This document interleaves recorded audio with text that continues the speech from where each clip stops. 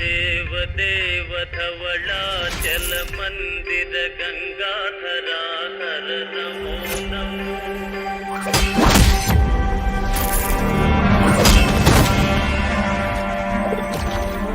ఈ ఊరేంటి చాలా విచిత్రంగా ఉంది. మధ్యాహ్నం 3 గంటలకే చీకటి పడిపోతుంది. మా ఊరుకు చుట్టూతా ఎత్తైన కొండలు ఉన్నాయి. ఆ కొండల మధ్యలో మా ఊరు ఉంది. మధ్యాహ్నం 3 అయ్యేసరికి సూర్యుడు కొండలు వెనకెళ్ళిపోయి ఆ నీడ మా ఊరి మీద పడి 3 చీకటి పడిపోద్ది అబ్బాయి. నా పేరు వాసుదేవ్ మాస్టర్. మీరు సరే అంటే ఈ రోజే ఉద్యోగంలో చేరి ఊరి వాళ్ళందరికీ వచ్చే ఉత్తరాలన్నీ ఉరకలేసుకుంటూ పనిచేస్తాను మాస్టర్.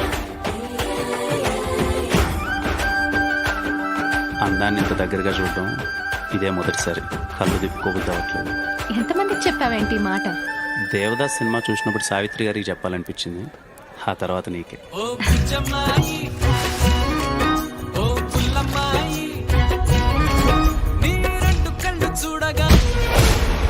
చీకటి వలయం, గందరగోళం, భయమని కత్తి దిగే రోజులు ముందున్నాయి. ఏప్రిల్ 22, 1977 ఆ రోజు అభిషేక్ వచ్చిన ఉత్తరాన్ని నువ్వు తెరిచి చదివావు. అందులో ఏముంది?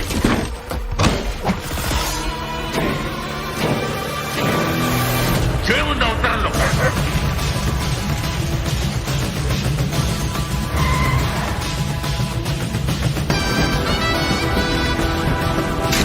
జీవితంలో మనం చేసే మంచి చెడు మనల్ని వెంటాడుతూనే ఉంటాయి.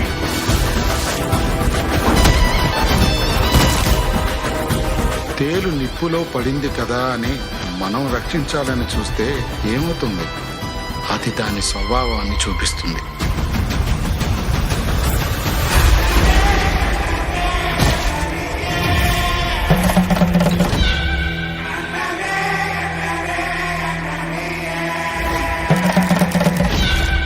కనపడేంత మంచోడి కాదురా నువ్వు.